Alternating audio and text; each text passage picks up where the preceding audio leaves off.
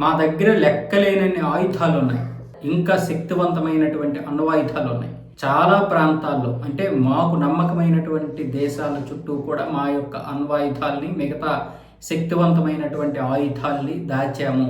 మా దగ్గర లెక్కలేని ఆయుధాలు ఉన్నాయి, ఎంతసేపు అయినా సరే, ఎన్ని రోజులైనా సరే పోరాడగలము అని ఇరాన్ని భయపెట్టే ప్రయత్నం అయితే చేశారు. ఒక వార్తాపత్రిక ఇచ్చినటువంటి ఇంటర్వ్యూలో ట్రంప్ అయితే ఈ విషయాన్ని బయటపెట్టాడు. అంతేకాదు రాబోయే 24 గంటల లోపు లేదా 24 గంటలు దాటిన తర్వాత ఇరాన్కి కోలుకోలేని దెబ్బ కొడతామని అయితే ప్రకటన చేశాడు. సో బహుశా ఇంకా పెద్ద దెబ్బ తగిలే అవకాశాలు అయితే ఉన్నాయి. ఇంకా మేము సరైనటువంటి ఆయుధాలు ఉపయోగించలేదు, పెద్ద దెబ్బ కొట్టలేదు ఇరాన్ మీద.